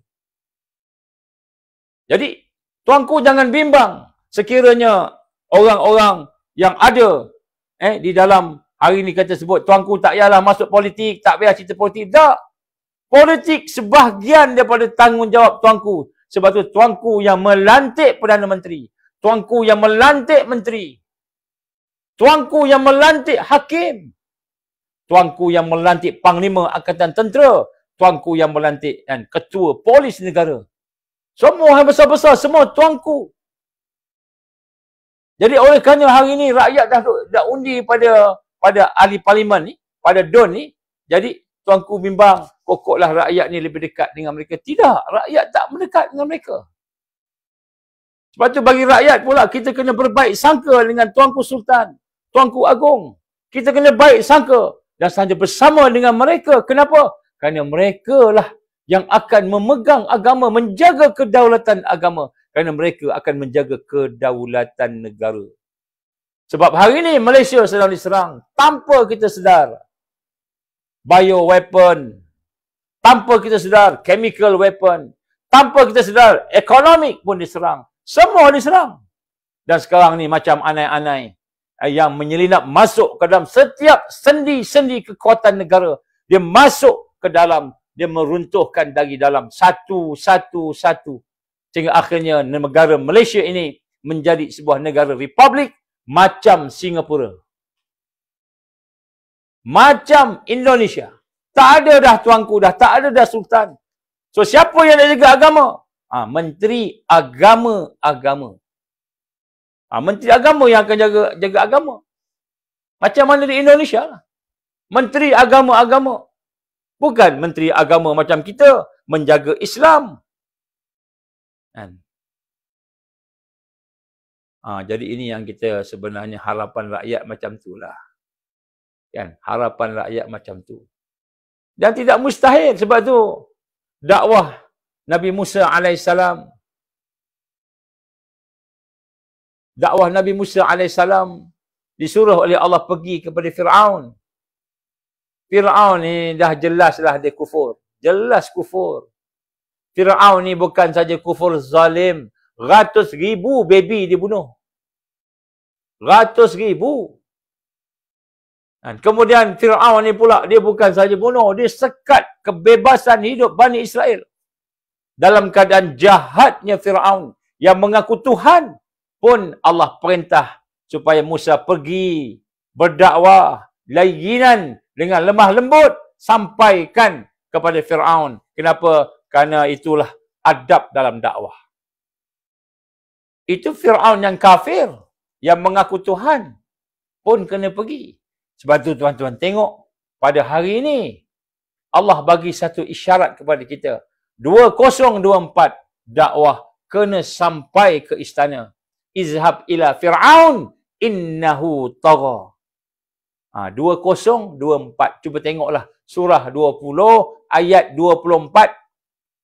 Apa benda ayat 20-24 ni? Surah 20 ayat 24 ni cuba tengok dalam Quran. Izhab ila Fir'aun innahu tagha. Yang tersirat, kita kena pastikan dakwah sampai ke istana. Sampai ke istana. Sebab di sana, insya-Allah kita doakan, masih ada lagi kasih raja kepada rakyat. Ada. Saya yakin ada. Insya-Allah. Jadi, ini yang kita nak kena sama-sama lakukan kerana dia tidak bertentangan dengan mana-mana perlembagaan, mana-mana undang-undang. Malahan satu kelebihan bagi kita. Memang termaktub di dalam perlembagaan bahawa tugas utama Duli Yang Maha Mulia Seri Paduka Baginda Yang di-Pertuan Agong ialah menjaga kedaulatan agama dan menjaga kedaulatan negara. Maka kita berkumpul dan kita meminta, insya-Allah besok kita akan buat satu sidang media. Kita nak menyatakan bahawa rakyat telah berbincang. Kami patik-patik pacal ni, hak hina ni lah, kita ni apa ada. Kita dah berbincang dan nak beri satu cadangan yang sebenarnya kita bukan nak paksa siapa-siapa. Cuma sebut aja rakyat nak benda-benda inilah yang rakyat bincang-bincang. Maka budi bicara tuanku, bagaimana yang disebut di dalam perkara 40/3 Undang-Undang Persekutuan, boleh membuatkan peruntukan bagi menghendaki yang di-Pertuan Agong bertindak setelah berunding dengan atau atas syur mana-mana orang atau kumpulan orang selain daripada jamaah menteri. Selain daripada jamaah menteri, selain daripada parlimen. Raja-raja boleh mendengar dan raja boleh bertindak untuk melaksanakan fungsinya selain daripada fungsi yang boleh dijalankan menurut budi bicara. Jadi perlembagaan negara kita meletakkan kuasa yang di-Pertuan Agong untuk melaksanakan sesuatu perubahan. Fungsi yang berkenaan dengan perjalanannya peruntukan ada yang dibuat dalam perkara-perkara lain. Ada banyak. Contohnya 150 mengisytiharkan darurat. Mengisytiharkan darurat. Kita tak payahlah isytiharkan darurat negara ni. Kita isytiharkan darurat parlimen cukuplah. Gantung parlimen. Tuanku boleh gantung parlimen. Kenapa? Kerana ada anai-anai yang nak merosakkan kedaulatan negara Malaysia ini. Tuanku boleh gantung parlimen. Kan? Serahkan kepada satu kuasa lain. Kerajaan interim. Ada pun sebelum ni. Tuan Mahathir pernah jadi PM sekejap. Interim and government. Kerajaan sementara. Di situ dilantiknya. Tuanku boleh lantik. Siapa jadi pengurusinya, Perdana Menteri sementara. Siapa jadi pakarnya. Kita ada ramai pakar-pakar ekonomi yang ikhlas. Kita ada ramai pakar-pakar ketenteraan, strategik, militeri, polis yang ikhlas. Kita ada ramai pakar-pakar berkaitan dengan kesihatan yang ikhlas. Yang bukan jenis-jenis parti ni. Hak jenis parti ni, dia ada kepentingan parti. Walaupun dia tak setuju, saya minta maaf lah. Saya sendiri, peribadi saya tak setuju. Tapi parti saya suruh buat macam ni. Ni parti nak ada kepentingan kuasa. Kita cari orang yang ikhlas. Pakar ekonomi, pakar sosial, pakar agama yang ikhlas. Semua yang ikhlas ni bentuk semula negara kita. Inilah hajat rakyat. Dalam keadaan kita sedang diserang dengan pelbagai serangan pada hari ini. Kita diserang. Kita tak perasan. Inilah kan hajat kan rakyat yang ada pada hari ini. Dan rakyat akan bersama tuanku. Saya yakin insya-Allah tentera bersama tuanku. Memang tentera di bawah tuanku pun. Polis dan Diraja Malaysia bersama tuanku. Angkatan Tentera Malaysia kan akan bersama tuanku. Jadi polisnya bersama tuanku kan, tenteranya bersama tuanku dan rakyat yang aktif ni, masyarakat ni yang aktif juga bersama tuanku. Apa lagi nak? Apa lagi kita nak? Tuanku dah ada dah. Kan? Kami tak nampak dah kelemahan tuanku. Biarlah tuanku, itu tuanku sama dengan apa yang kita sebut tadi. Kita dengan Allah itu lain. Tetapi dengan negara, dengan agama, dengan bangsa dan rakyat kita, kita ada tanggungjawab. Kita ada tanggungjawab. Dan kita bincang sama-sama. Kan? Saya dan sahabat-sahabat lain tidak langsung terfikir nak pegang apa-apa. Bukan. Kita bukan nak dapat hajat apa-apa. Tak minta 1 sen pun. Malahan kita keluarkan duit kita sampai tak ada duit. Keluar tak apa. Tapi kita hajatkan supaya negara kita ni betulkan. Dah betulkan balik. Kita ibaratkanlah. Kita hari ni, negara kita ni dah 60 tahun. Dah lebih 60 tahun merdeka. Orang 60 tahun ni dah mula macam-macam penyakit. Kanser pun ada. Bismillah. Umur 60 tahun ni, kanser pun ada. Kencing manis pun ada. Darah tinggi pun ada. Jantung pun ada. Macam-macam lah, dah 60 tahun. Dah lah tak jaga kesihatan. Bagi orang barat masuk, sekejap pandang ke barat. Bagi orang timur, sekejap pandang ke timur. Semua pandang ke barat, timur, utara, selatan. Semuanya masuk, sampaikan deep state. Kita kata orang-orang yang kerajaan dalam kerajaan ni ada kepentingan global. Masuk dalam ni. IMF masuk dalam negara kita. WEF masuk dalam negara kita. Semua kepentingan elit. Elite group international. Masuk semua. Masuk semua. Dah 60 tahun lebih kita berada dalam kemerdekaan. Maknanya dah banyak penyakit. So bila dah sakit ni kita kena rawat. Ada rawatannya dipotong seperti kanser. Kanser stage 4, kena kanser tulang dekat sini. Kena potong. Ada rawatannya boleh dirawat, kita rawat. Ada rawatan kena tukar baru, ganti. Jantung dah tak boleh ni, kita tukar jantung. Ada sekali jantung palsu ada, boleh tahan 5 tahun. Saya tahulah juga, insya-Allah ada background medical engineering. Ada orang kata Nok Azman bukan doktor medical. Memanglah bukan doktor medical. Medical engineering. Ada jawatan jantung. Tukar jantung kepada, jangan tukar jantung babi, lagi teruk. Tu jantung babi ni macam jantung anak-anak itu. Kan? Yang suka makan babi tu. Macam jantung Zionis. Jangan tukar jantung yang lebih baik. Jadi nak sebut kat sini, kan? Kena dirawat. Negara perlu dirawat. Negara perlu dibetulkan. Dan saya bertemu dengan think tank negara. Bukan saya lah, kami. Saya tak cakap saya ni, kami bertemu. Dengan Tan Sri sekalian, dengan Tun sekalian, bincang-bincang. Minta pandangan kami NGO Kerdil. Tak ada kekuatan, kami nak minta pandangan tuan-tuan, Datuk Seri, Tun, Tan Sri. Yang ada, yang sekarang dah pencen-pencen ni. Bekas hakim, bekas ketua polis, bekas macam-macam lah bekas. Bila jumpa dia kata kita tak boleh buat apa-apa. Sebab negara dah ni. Sebab kalau kita ikut apa yang ada pada hari ni, memang kita tak boleh buat apa. Tunggu mati je lah. Maya sakit jantung, tak nak rawat. Kencing manis, tak nak rawat. Darah tinggi, tak nak rawat. Semua penyakit yang ada dalam negara ni, kita tak nak rawat. Biar je. Lantak pi lah. Yang penting aku ada harta, aku ada projek, aku ada kuasa. Yang penting aku ada. Tak sedar akan membawa kepada kematian. Negara yang berasaskan kepada kepimpinan yang memegang agama akan dirampas. Malaysia akan hancur sekiranya kita membiarkan semua penyakit-penyakit tadi, semua musuh-musuh yang merayap-rayap seperti anai-anai yang duduk dalam rumah kayu tadi, merayap-rayap semua. Kita pula tak rawat. Biar tengok anak-anak seronok. Cantiknya anak-anak ni. Warna putih.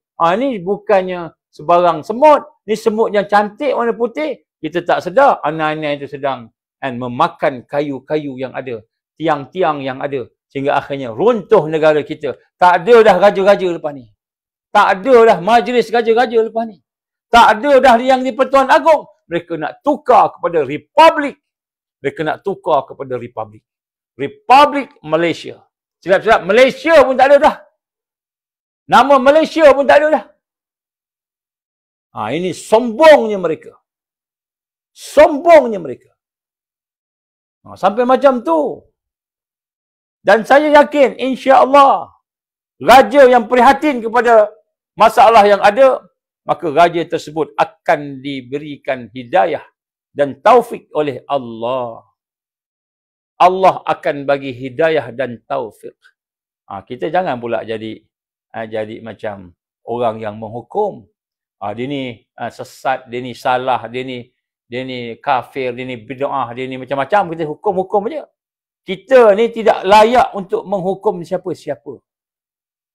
Kalau kita lah berada di tempat orang yang demikian, mungkin kita lebih teruk daripada orang tu. Sebab tu kita jangan hukum. Ada yang kata raja pun teruk dan sebagainya. Jangan. Hidayah Allah ada. Dia boleh bertaubat. Dengan taubat menangis, dia habis dosanya Allah ampunkan. Tiba-tiba kita pula nak menghukum. Ini semua memang jahat lah. Sebab tu Fir'aun pun diarahkan. Nabi Musa AS pergi jumpa Fir'aun. Dakwah. Dan 2024 ayatnya apa? Izhab ila Fir'aun. Innahu tagha. Kamu kena pergi sampaikan dakwah ke istana. Kena ajak istana berfikir, mengajak, membawa cahaya kepada istana. Ini ayat 2024. Cuba tengoklah, ni tahun kita 2024 ni. Ini isyarat yang diberi oleh Allah Subhanahu Wa Taala. Kita kena faham. Jadi sebab itulah kan, kita nak sama-sama melihat semula. Kita dah sampai 100 tahun. 100 tahun kebangkitan Islam akan berlaku. Ini Nabi sebut. Inna Allah yab'asu li hadhil ummah ala ra'si kulli mi'ata sanah man yujaddidu laha dinaha. Sesungguhnya Allah akan bangkitkan umat ini di atas setiap permulaan 100 tahun atau di atas setiap awal 100 tahun atau di atas setiap 100 tahun mereka yang akan memperbaharui man yujaddidu laha dinaha. Atau kama Rasulullah sallallahu alaihi wasallam. Jadi tidak mustahil istana akan bangkit. Dan saya cuma memberi amaran kepada diri saya dan diri tuan-tuan sekalian. Siapa sahaja sekiranya kita tidak bersama dengan kebangkitan Islam, maka kita akan bersama dengan arus Dajjal yang akan menghancurkan, menyesatkan akidah kita, iman kita. Nampak macam Islam, rupanya munafik. Nampak macam Islam, rupa-rupanya musyrik. Mensyirikkan Allah. Kalau kita tak mau bersama-sama dengan kebangkitan yang telah pun digambarkan oleh Rasulullah sallallahu alaihi wasallam. Nampak Islam, janggut ada, kopiah ada, serban ada, jubah ada. Rupa-rupanya munafik, kotor dan gelap di dalamnya.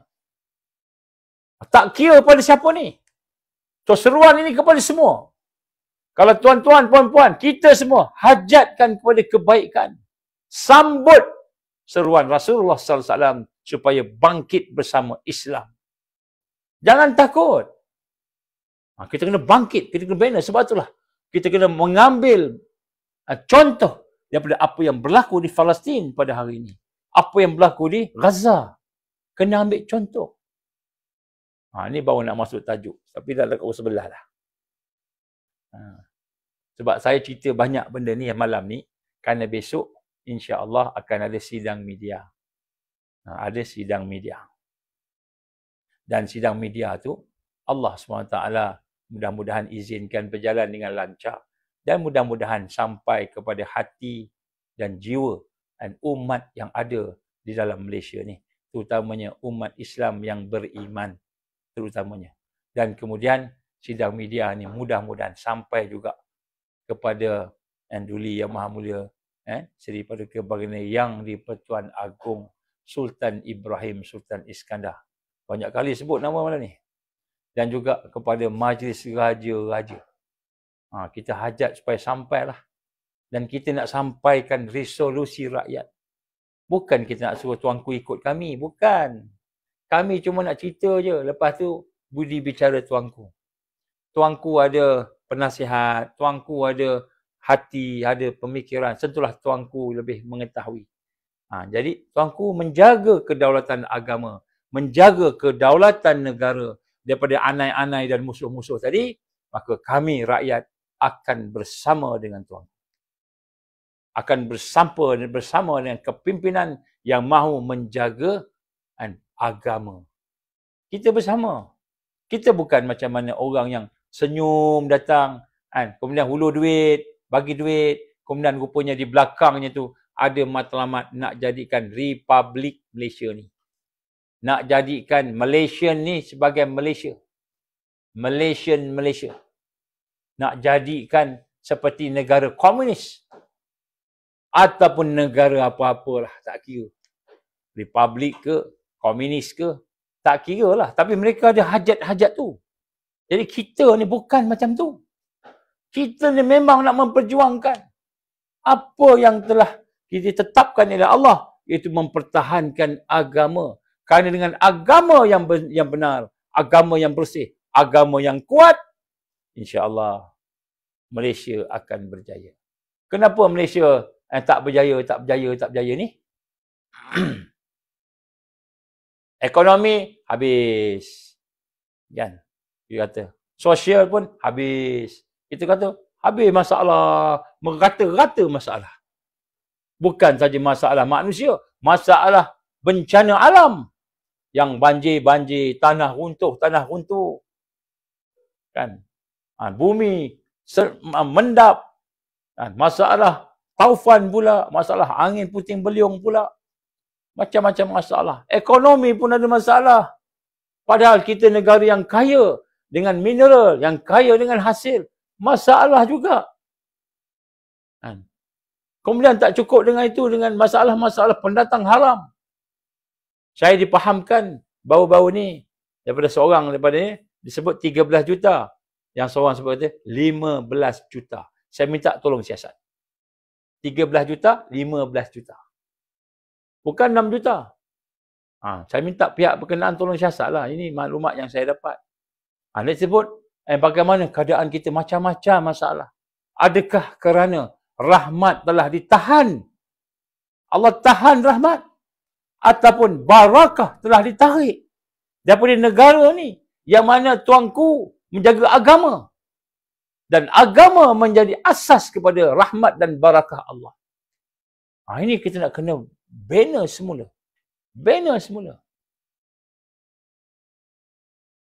Sebenarnya, saya jumpa dengan tuan-tuan guru yang soleh ni. Tuan-tuan guru yang soleh ni. Yang low profile. Dia bukan ulama'-ulama' yang masuk TV, masuk YouTube, masuk FB lah. Ceramah-ceramah bukan. Orang alim yang duduk kat belakang ni. Yang hidupnya memang sungguh-sungguh menjaga takwa dan warak. Saya jumpa dengan orang-orang macam ni. Mereka kata apa? Mereka nasihat apa? Yang pertama, politik dah habis. Dan mereka bukan orang politik. Dia kata politik dah rosak. Dah rosaklah politik. Saya minta maaf no. Politik rosak. Maknanya politik ni bukan lagi kepentingan rakyat. Bukan lagi kepentingan agama. Bukan lagi kepentingan negara. Tapi kepentingan parti. Kepentingan parti. Rosaklah. Hanya kepentingan segolongan kecil. Daripada rakyat Malaysia, segolongan kecil yang namanya parti-parti politik. Maka mereka rosak. Ini nasihat daripada tuan-tuan guru ni. Saya jumpa ni orang soleh-soleh. Memang mereka tak mau ke depan. Tapi mereka rapat dekat dengan Allah. Sebab salah satu doa yang saya minta pada Allah. Pada umrah Ramadan beberapa tahun. Banyak tahun dah. Saya minta depan Kaabah. Saya minta. Saya kata, Ya Allah, Ya Allah. Izinkanlah aku jumpa dengan golongan yang soleh ni, Ya Allah.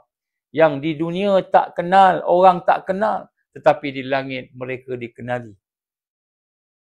Di langit mereka dikenali. Saya minta ke Allah, depan Kaabah saya minta, masa tu bulan Ramadan. Allah izin, Allah susun balik Malaysia jumpa. Sebelum balik lagi dah jumpa dah. Balik Malaysia jumpa sekian-sekian. Boleh pergi jumpa. Allah izin jumpa. Dan saya tengok kehidupan dia, ya Allah. Takwanya, waraknya dijaga. Dan ada di kalangan mereka yang ada karamah. Yang mana karamah? Hanya orang-orang tertentu saja yang tahu. Bismillah. Jadi orang begini dia yang beritahu kat saya ni. Bagi pandangan. Sebahagiannya dah meninggal dah. Tua dah. Dia kata, antaranya lah. Antara dia kata, politik dah habis. Sebab tu saya bukanlah kata, wahai orang-orang politik, tak kira lah parti mana. Keluar politik, jangan, saya tak cakap macam tu. Kalau ngundi tu, ngundilah juga. Ngundilah orang Islam kita. Orang yang boleh percaya.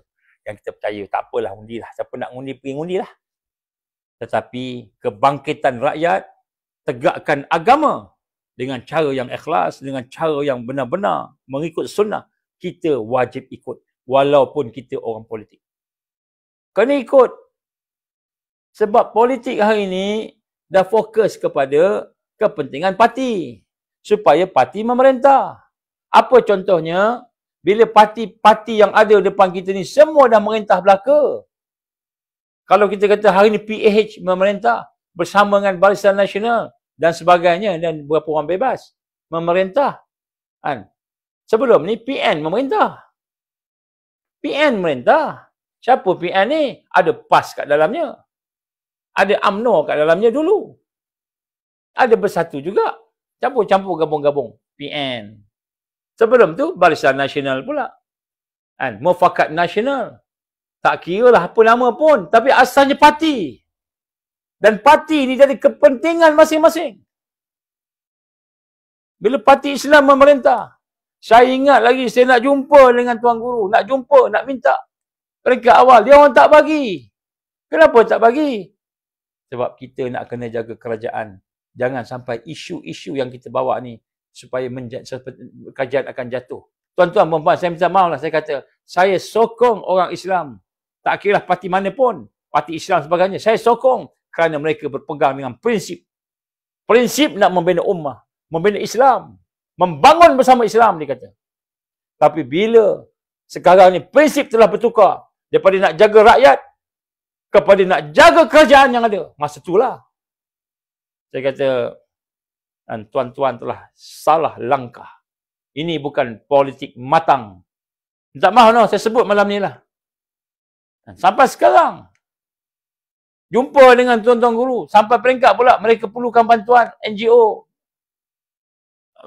Pilihan raya 6 negeri. Nak jumpa NGO semula. Lalah kita minta-minta sekian-sekian. Sombong.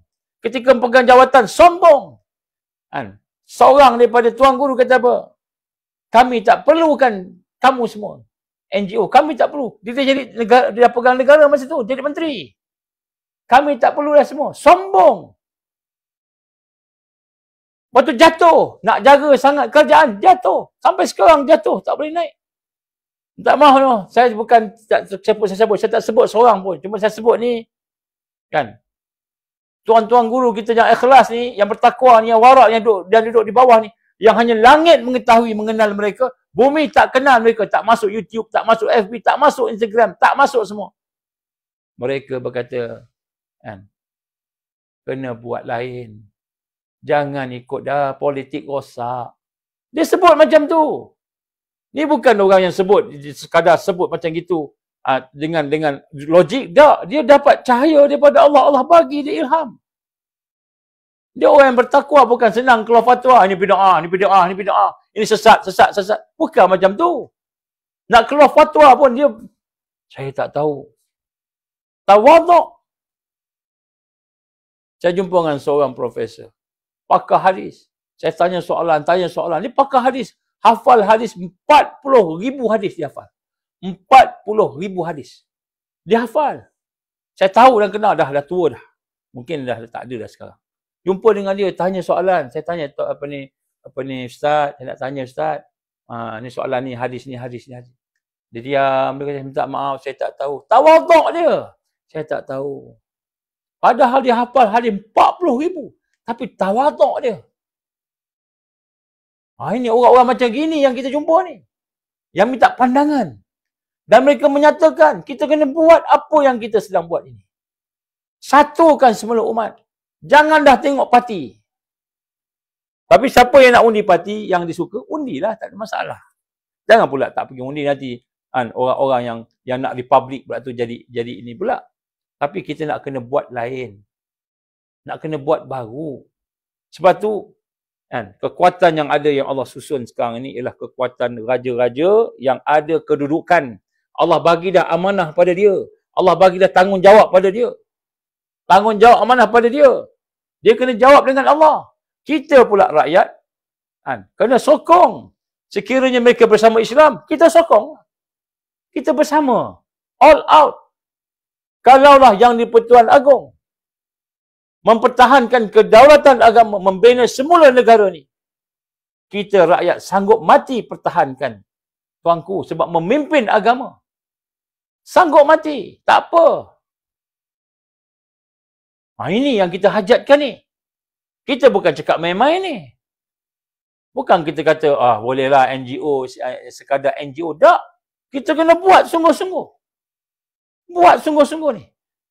Sebab semua ni Allah susun. Allah susun dah ni. Allah susun. Bukan main-main. Ya, sebab itulah hari ni kita belajar daripada Palestin. Tengoklah sahabat kita di sana, syahid. Tengoklah sahabat di sana, mereka habis kehilangan. Kita nak ke kehilangan macam mana di sana? Kalaulah Zionis, mereka nak mengambil Palestin kerana ada Al-Aqsa, maka mereka nak ambil tanah Melayu ini. Kerana tanah Melayu ini adalah jantung di Nusantara. Tanah Melayu ini jantung di Nusantara. Cuba kita tengoklah rupa tanah Melayu ni macam mana.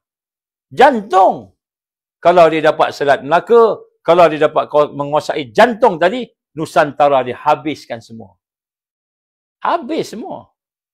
Pasal kita lemah hari ni. Kita tidak ada kekuatan.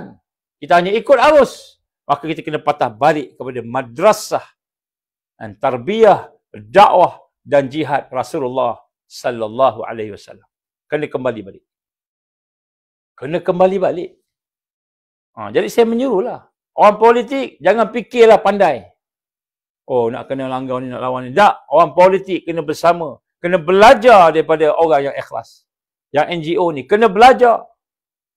Kamu dah gagal dah. Dah memerintah negara. Dah jadi menteri. Tetapi tak ada buat perubahan yang sepatutnya dibuat. Seperti saya kata tadi. Menteri Agama. Patutnya Menteri Agama, dia menjaga sunnah Nabi yang paling besar. Dakwah, tarbiyah, jihad. Dia kena jaga ni. Adakah dakwah berjalan? Dia tengok orang tabligh buat dakwah, cukuplah. Tak cukup. Dia tengok ada ceramah-ceramah, ustaz-ustaz bagi ceramah, cukuplah. Tak cukup. Sebab dakwah bukan hanya sekadar dakwah bebas macam tu. Dakwah perlu dibentuk, perlu dia ada hala tuju, perlu ada blueprint. Apa blueprint dakwah di negara kita ni? Nak tanya Menteri Agama. Apa blueprint tarbiyah dalam negara kita? Apa blueprint jihad fisabilillah dalam negara kita? Ada tak? Kalau ada, buatlah. Jadi sebab tu nak sebut kat sini, hilang. Fungsi peranan tak ada dah. Masing-masing tengok kepentingan masing-masing. Tahu-tahu cukup bulan dapat gaji. Tahu-tahu cukup bulan kira allowance. Nak claim yang mana nak claim ni? Pergi travelling ke sana, ada kursus, ada convention. Pergi keluar sana, ada benda-benda perjumpaan. Nak claim.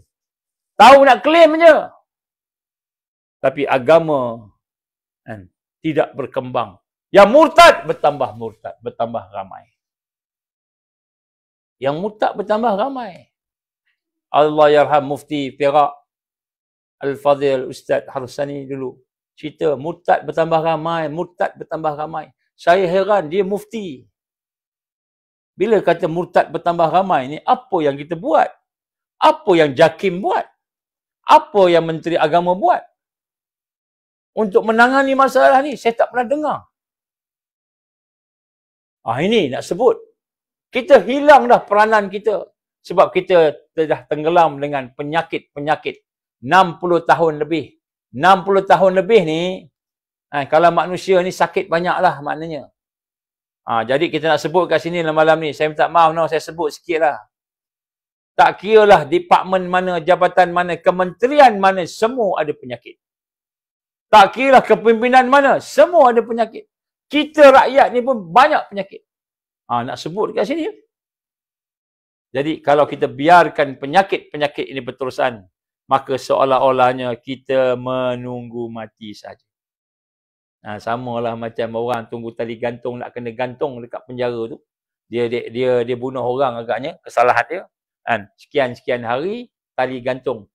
Maka dia cuma tunggu, dia doa, tunggu taubat macam itulah. Dia tidak boleh dah, tak fikir dah nak baiki diri dia, nak tolong orang lagi, nak buat apa, tak terfikir. Tak terfikir. Kan? Ini benda-benda yang kita nak kena insya-Allah. Jadi saya ingat cukuplah kot dah 11 suku. Tak masuk tajuk pun insya-Allah saya akan sambung. Nak sebut kat sini secara umumnya, kesimpulan sebut sini. Negara kita sedang menuju kehancuran sekiranya kita tidak memperbaiki keadaan yang ada. Tidak menyelesaikan masalah yang ada. Sesungguhnya musuh menyerang kita. Dia bukan bodoh. Menyerang dengan senjata, menyerang macam-macam dengan bom lah apa. Hak tu kita nampak, dia tahu tak boleh menang. Dia nak bangkit dia punya bangsa, dia apa nak lawan kita secara fizikal. Tak boleh. Dia merayap-rayap dalam tiang-tiang negara. Tiang seri negara. Dalam parlimen dia merayap masuk anai-anai itu. Dalam jabatan-jabatan kerajaan, tempat yang penting-penting, dia masuk dalam tu. Dia menyelinap dalam tu. Dia makan kayu-kayu yang ada. Dia makan apa sahaja yang ada. Dalam keadaan senyap-senyap. Kita je bising. Gaduh mufti dengan mufti, kita pun gaduh. Gaduh pula dengan orang-orang yang sokong GISP, tak sokong GISP. Gaduh pula dengan perkara-perkara yang berkaitan dengan macam-macam lah. Sampai artis bercerai pun, bergaduh suami isteri pun, kita nak ambil pot juga. Nak tengok artis ni bercerai. Sampai macam tu. Peningnya kita ni. Tak nampak perkara yang aula, perkara yang prioriti. Tak nampak lah. Kenapa? Kita kena tipu dengan media. Kita kena tipu dengan arus yang ada. Baik, jadi insya-Allah tuan-tuan, puan-puan yang rahmati Allah, sahabat-sahabat, sahabiah. Malam ni kita bangun malam. Saya ajak semua bangun malam lah. Tak apa, yang mampu lama-lama, yang mampu sekejap-sekejap bangun malam. Kita nak jadikan bangun malam ni sebagai senjata untuk kita lebih kuat dengan izin Allah. Kita jadikan sebagai satu kekuatan. Bangun malam, mintalah tolong ke Allah. Minta Allah bagi petunjuk jalan. Nak buat macam mana ni ya Allah? Kami kena kepung. Kami kena taji macam-macam ni. Kena tuju macam-macam ni. Taji pun kena, tuju pun kena. Semua kena ni ya Allah. Macam mana? Ya Allah, macam mana kami nak bersatu ni ya Allah? Siapakah orang-orang yang kami nak bersama-sama dengannya berjuang? Ya Allah, tunjukkanlah ya Allah. Dengan ikhlas minta ke Allah. Mintalah. Jadi mudah-mudahan lepas tu, mudah-mudahan Allah bagilah petunjuk. Dan bila Allah bagi petunjuk, kita ikutlah petunjuk Allah. Janganlah pula kita ikut nafsu kita pula, nak lawan pula. Oh, nak kena bersatu dengan orang ni ke? Alah, orang ni kelemahan dia gini-gini. Nampak kelemahan aja. Nampak kekurangan aja. Orang lain kita nampak lemah. Kita nampak kuat. Itu ujub lah namanya. Sombong, takbur. Gerakan aku, kumpulan aku, jamaah aku hebat. Jamaah tu, alah, lekeh. Tengok orang lekeh semua. Itu semua ujub, penyakit takbur. Penyakit ujub, penyakit riak. Itu semua ada kat dalam badan kita, dalam iman kita. Kita kena buang keluar. Aku liqali haza, astaghfirullahalazim. Tak maaf no. Malam ni saya kuat sikit suara sampai batuk-batuk. Saya minta maaf, mudah-mudahan Allah ampunkan dosa. Kita sayang sama kita. Kita kena sayang semua orang, terutamanya orang beriman. Kita sayang dengan raja-raja. Kena sayang raja-raja ni. Kan? Kalau kita kata raja banyak kelemahan, kita pun banyak kelemahan. Kalau kita raja tak peduli kat rakyat, kita pun sebenarnya, kalaulah kita tak ada macam-macam dibagi nikmat Allah bagi kita lebih teruk daripada dia. So kita jangan tengok kelemahan orang. Kita tengok kelemahan kita, kita istighfar ke Allah, kita minta ampun ke Allah. Kita minta kepada Allah, ya Allah, satukanlah kami, bersihkan hati kami, tegakkanlah akidah, tegakkanlah iman kami ni, ya Allah. Hidupkanlah kami bersama kasih sayang. Sama-sama dengan semua berkasih sayang. Kita nak kena rasa macam tu. Bila kita rasa macam tu, insya-Allah nanti Allah buka jalan. Kita boleh bersatu, kita boleh bersama-sama beramal, kita boleh bekerja kan. Bersama-sama membina semula negara kita ni. Membina semula kebangkitan Islam. Kebangkitan Islam insya-Allah akan bermula dari kawasan-kawasan kita ni lah. Jadi kita nak kena kan, kuatkan diri kita. Mudah-mudahan layak kita mendapat petunjuk Allah. A'udzubillahi minasyaitonirrajim. Bismillahirrahmanirrahim. Alhamdulillahirabbil alamin. Wassalatu wassalamu ala asyrafil anbiya'i wal mursalin wa ala alihi wa sahbihi ajma'in. Allahumma innaka ta'lamu anna hadhihi al-qulub qad istama'at ala mahabbatik wa altaqat ala ta'atik wa tawahadat ala da'watik wa ta'ahadat ala nusrati syari'atik فاثق اللهم رابطتها وأدمدها واهدها سبلها واملأها بنورك الذي لا يخبو واشرح صدورها بفيض الإيمان وجميل التواكل عليك وأهيها بمعرفتك وأمتنا على الشهادة في سبيلك يا الله إنك نعم المولى ونعم النصير يا الله ربنا أتمم لنا نورنا واغفر لنا إنك على كل شيء قدير اللهم انصر الإسلام والمسلمين والمستضعفين والمجاهدين في فلسطين وفي الأقصى وفي ماليزيا وفي كل مكان وفي كل زمن اللهم انصرنا يا الله على تارك الدعوة وتارك التربية وتارك الجهاد في سبيل الله لا إله إلا أنت سبحانك إنا كنا من الظالمين ربنا ظلمنا أنفسنا وإن لم تغفر لنا وترحمنا لنكونن من الخاسرين يا الله يا حي يا قيوم برحمتك نستغيث اللهم اجعلنا من المؤمنين اللهم اجعلنا من المؤمنين حقا اللهم اجعلنا من المسلمين